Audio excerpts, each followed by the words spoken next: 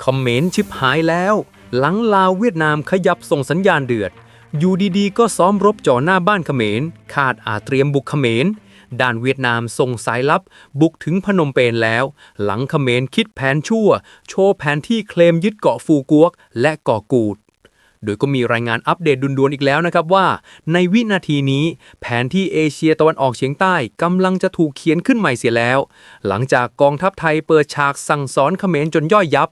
ฐานทัพตามตะเข็บชายแดนถูกถล่มจนกลายเป็นสุสาน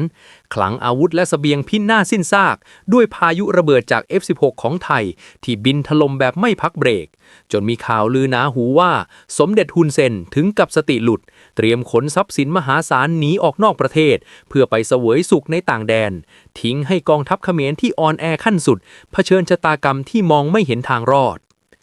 แต่มันยังไม่จบเพียงเท่านี้ครับเมื่อข่าวความพ่ายแพ้ของเขมรแพร่สะพัดออกไป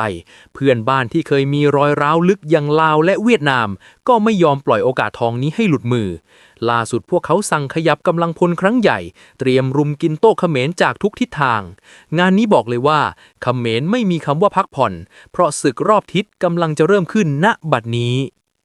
มาดูฝั่งลาวกันก่อนครับเมื่อวันที่ 23 ธันวาคมที่ผ่านมาเพจดังสายทหารอย่าง Army Military Force ได้เผยแพร่ภาพสุดสยองที่ทำให้เขมรต้องขนลุกสู้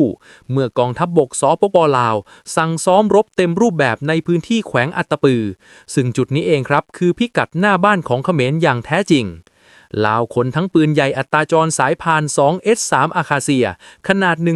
152.4 มิลลิเมตรที่มีอำนาจทำลายล้างสูงและจรวดหลายลำกล้อง BM14 รุ่นเก๋าแต่เก๋าเจมจัดหนักจัดเต็มยิงถล่มเป้าหมายจนดินสะเทือนโดยก็ทำเอาหลายฝ่ายแห่สงสัยครับว่าทำไมลาวต้องมาซ้อมตรงนี้และทำไมต้องเป็นตอนนี้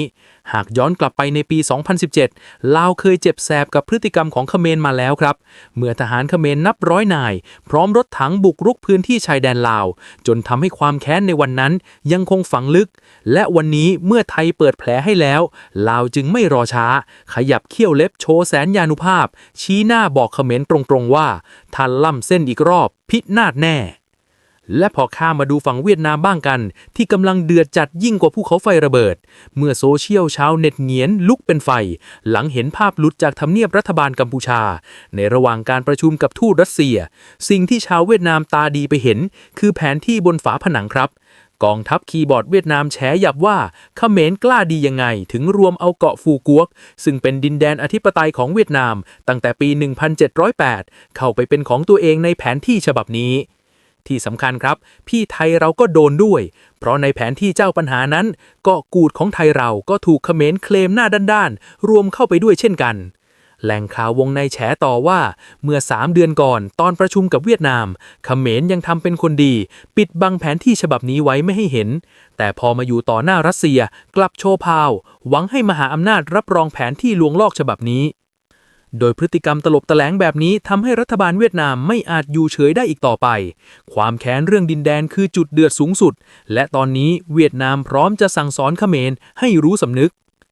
และนี่คือข่าวที่ช็อกที่สุดครับหลังเพจกรุงเทพวันนี้ BKK Today รายงานด่วนเมื่อวันที่ 19 ธันวาคมที่ผ่านมาว่าพบร่องรอยการแทรกซึมของสายลับเวียดนามในดินแดนเขมร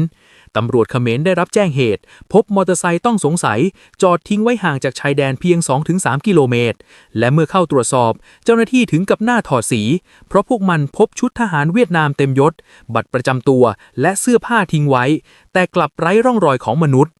ซึ่งก็ไม่แน่ใจนะครับว่าใช่สายลับเขมรจริงหรือเขมรแค่สร้างสถานการณ์សូមអានេះកាត់ទៅហ៊ានមកគាត់ទេកាត់ទៅហ៊ានមកគាត់ឬក៏មិនកាត់ទៅហ៊ានឬក៏កាត់តាញ៉ាំបានបើស្គាល់តាញ៉ាំបានហ្នឹងហើយនេះមួកនេះឯកស្ថានរបស់ខាងរបស់វៀតណាមទេហ្នឹងហើយខាងវៀតណាម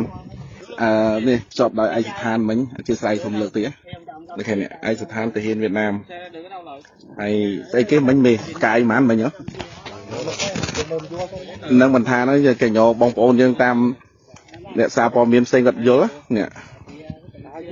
មានផ្កាយ3ទៀតបងប្អូនផ្កាយ3ខាងមកមកកិច្ចនៅខ្មែរយើងគាត់អត់ដឹងដែរថាដឹងថាមុខងារជាអីចឹងណា